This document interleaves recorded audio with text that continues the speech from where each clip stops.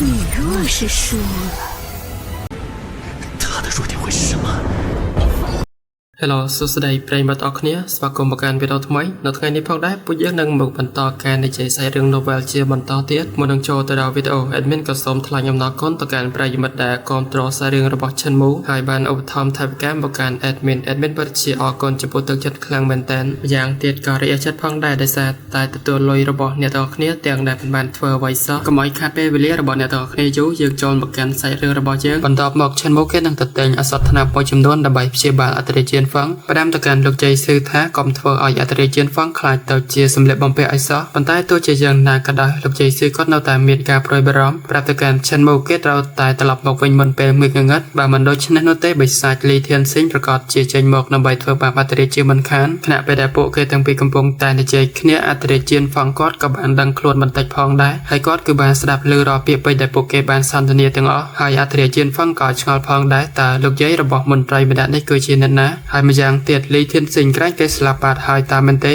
ហើយអ្វីបានជាមានគេនៅទីនេះទៀតបន្ទាប់មកទ្រង់ក៏បានស្លាប់ទៅវិញដោយសារតែទ្រង់ត្រូវរបួសធ្ងន់ខ្លាំងពេកចំណែកឯឈិនមូវិញបន្ទាប់មកគេក៏បានរត់ចេញពីទីនេះទៅយ៉ាងលឿនដើម្បីទៅទិញអសត់ថ្នាំដើម្បីផ្សំថ្នាំបំពេញឈាមនិងធម្មពលនៅក្នុងរាងកាយអត្តរាជហ្វឹងដែលឈិនមូគេទៅប្រមូលទិញនៅហាងតូចៗដែលស្ថិតនៅក្នុងទីក្រុងនៅជិតនេះបំផុតបន្ទាប់ពីគេបានប្រមូលថ្នាំសពគ្រប់ហើយគេក៏បានត្រឡប់មកកាន់ផ្ទះវិញភ្លាមៗបន្ទាប់ពីឈិនមូគេបានត្រឡប់មកដល់ផ្ទះវិញមេឃគឺមិនទាន់ងងឹតនៅឡើយទេហើយនេះហើយឈិនមូគេក៏ធូរស្រាលផងដែរគេបានដកដង្ហើមធំហើយក៏បានទៅពិនិត្យមើលរបួសរបស់អត្តរាជហ្វឹងម្ដងទៀតដោយពេលហ្នឹងឈិនមូគេបានដឹងថាលោកយាយស៊ឺបានផ្សារភ្ជាប់ធម្មពលកំដត់ទ្របឋានសួគ៌របស់អត្តរាជហ្វឹងទុកនៅក្នុងរាងកាយរបស់ទ្រង់រួចហើយបន្ទាប់មកលោកយាយស៊ឺបាននិយាយប្រាប់ទៅកាន់ឈិនមូថានៅពេលដែលឈិនមូគេដកបច្ចេកទេសការបង្កើតបិសាចឋានសួគ៌ចេញពីរាងកាយរបស់ទ្រង់នៅពេលនោះព្រលឹងវិញ្ញាណរបស់ទ្រង់ប្រកាសជាចាក់ចេញពីក្នុងខ្លួនហើយទ្រង់ប្រកាសជាត្រូវបានស្លាប់ឈិនមូគេបានឆ្លើយតបដោយមើងម៉ាត់វិញថាគាត់ប្រកាសជាមិនស្លាប់នោះទេឈិនមូគេមានវិធីដើម្បីធ្វើឲ្យវិញ្ញាណរបស់អត្តរាជហ្វឹងស្ថិតនៅក្នុងឋានមនុស្សនេះបានដរាបណាឲ្យតែរាងកាយរបស់អត្តរាជហ្វឹងនៅតែមានដង្ហើមឈិនមូគេនៅតែអាចជួយសង្គ្រោះគាត់បានលើបែបនេះលោកយាយស៊ឺគាត់មានតែងក់ក្បាលប៉ុណ្ណោះហើយនិយាយថាគាត់នឹងទៅរៀបចំអាហារពេលល្ងាចប្រាប់ឲ្យឈិនមូគេគួរតែប្រុងប្រយ័ត្ននៅពេលបន្តិចទៀតនេះដោយសារតែដល់ពេលដែលបិសាចលីធានស៊ីងគេចេញមកហើយនៅពេលដែលលើបែបនេះឈិនមូគេក៏ចាប់ផ្ដើមភ័យផងដែរប៉ុន្តែគេនៅតែបន្តព្យាបាលអត្តរាជហ្វឹង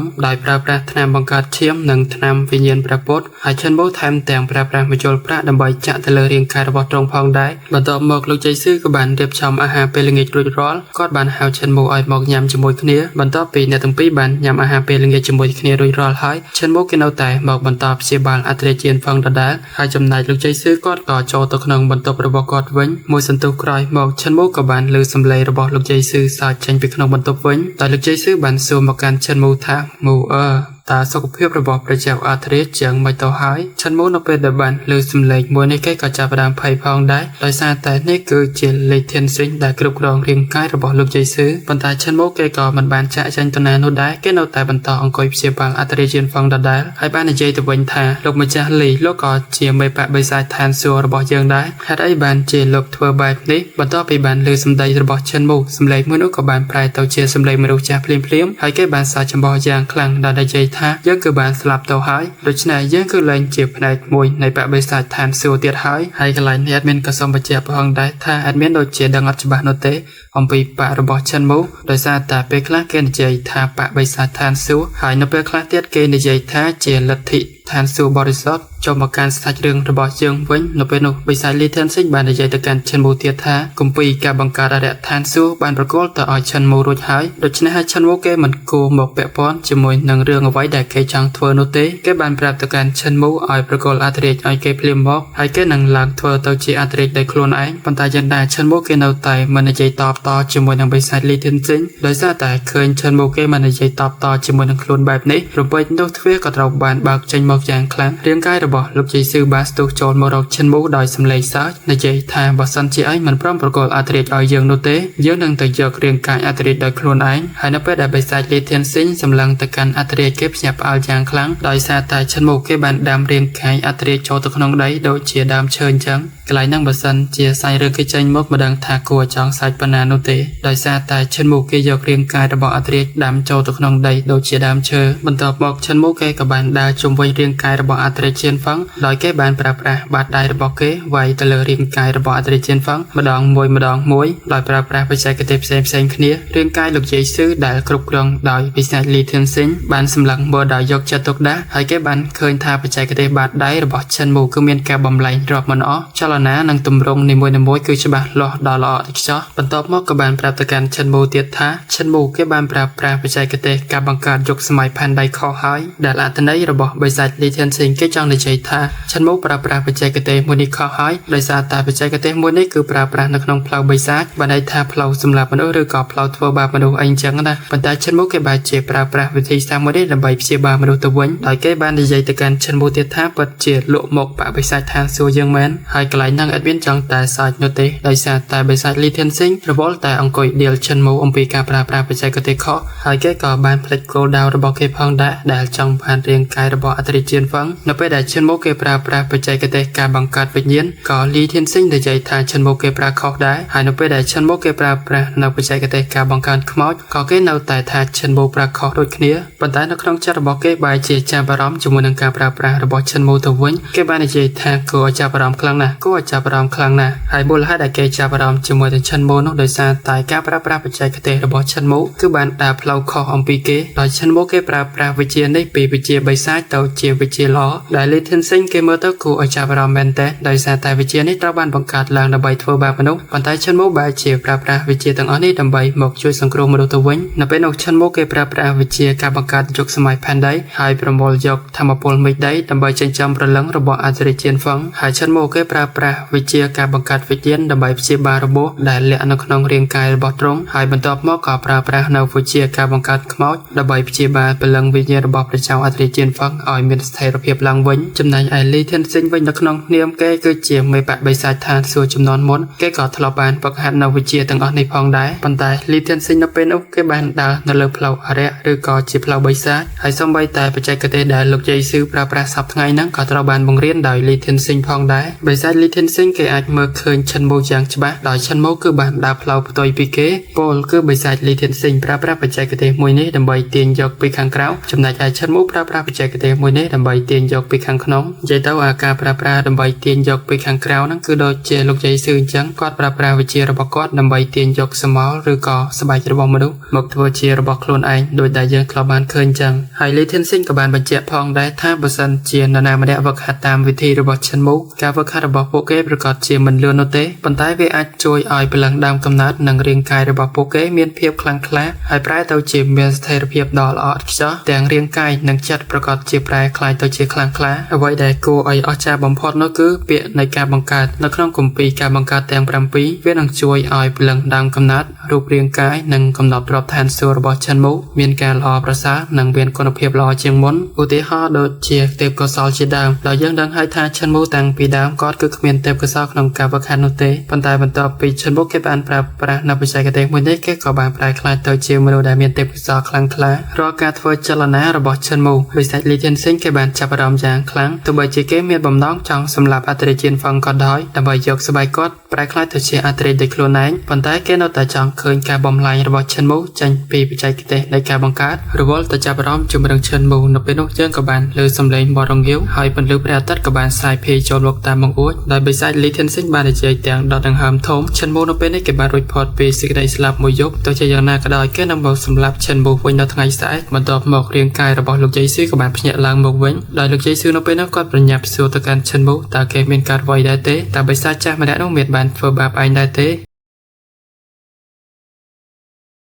ដោយបន្តពីសាររឿងនៅក្នុងភាគមុនយើងដឹងហើយថាបិសាចលីធឿនស៊ីងបានគ្រប់គ្រងរាងកាយរបស់លោកយាយស៊ឺហើយគេក៏ចង់បាននៅរាងកាយរបស់អត្រាជៀនហ្វឹងដើម្បីឡើងធ្វើជាអត្រាដោយខ្លួនឯងប៉ុន្តែដោយសារតែគេរវល់តែចាប់អារម្មណ៍ជាមួយនឹងបច្ចេកទេសនៃការបង្កើតរបស់ឈិនមូដោយសារតែឈិនមូគេប្រើប្រាស់បច្ចេកទេសនៃការបង្កើតប្រចាំបិសាចឋានសួគ៌ដើរផ្លូវខុសពីបិសាចលីធឿនស៊ីងពលនោះគឺបិសាចលីធឿនស៊ីងគេប្រើប្រាស់បច្ចេកទេសទាំងអស់នោះដើម្បីធ្វើបាបមនុស្សឬក៏សម្លាប់មនុស្សរីឯឈិនមូវិញបែរជាប្រើប្រាស់បច្ចេក កទេសទាំងអស់នោះដើម្បីព្យាបាលមនុស្សទៅវិញបន្ទាប់មកព្រះអាទិត្យក៏បានរះឡើងពន្លឺក៏ចាប់ផ្ដើមស្ទាយភាយចូលមកក្នុងបន្ទប់ហើយបិសាចលីធានសិចបានប្រាប់ទៅកាន់ឈិនមូថាឯងគឺបានរួចជីវិតមួយថ្ងៃហើយប៉ុន្តែនៅថ្ងៃស្អែកយើងនឹងមកយកជីវិតរបស់អធិរាជម្ដងទៀតបន្ទាប់មកលោកជ័យស៊ឺគាត់ក៏បានគ្រប់គ្រងរាងកាយរបស់គាត់វិញហើយគាត់ប្រញាប់ប្រញាល់សួរទៅកាន់ឈិនមូថាតើបិសាចលីធានសិចមានបានធ្វើបាបគេដែរទេចំពោះឈិនមូវិញគេបានដកដង្ហើមដោយធូរស្រាលដោយបែកញើសប៉ិនក្របពោតហើយបាននិយាយទៅកាន់លោកជ័យស៊ឺវិញថាបិសាចលីធានសិចគេគ្រាន់តែចាប់អារម្មណ៍ជាមួយនឹងបច្ចេកទេសនៃការបង្កើតរបស់ខ្ញុំប៉ុណ្ណោះបន្ទាប់មកឈិនមូគេក៏បានដោះយកនៅបច្ចេកទេសនៃការបង្កើតបិសាចឋានសួគ៌ចេញពីក្នុងរាងកាយរបស់អធិរាជជឿនហ្វឹង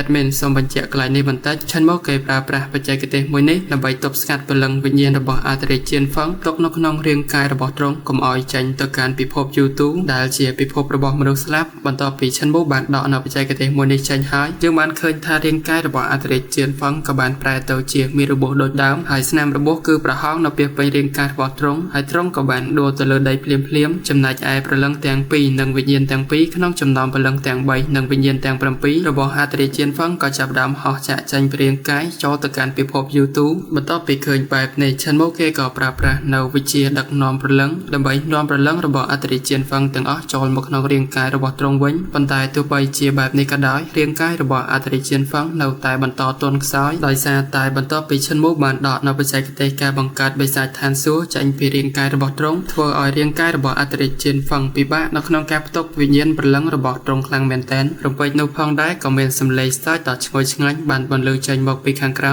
នេះគឺជាសំឡេងរបស់បិសាចលីធានសិចស្ថិតនៅក្នុងរាងកាយរបស់លោកជ័យស៊ឺគេបានមកដល់ទៀតហើយដោយបានប្រាប់ទៅកាន់ឈិនមូថាបើសិនជាឯងមិនមានល្បិចអ្វីថ្មីទៀតនោះទេយើងនឹងសម្លាប់ព្រះចៅ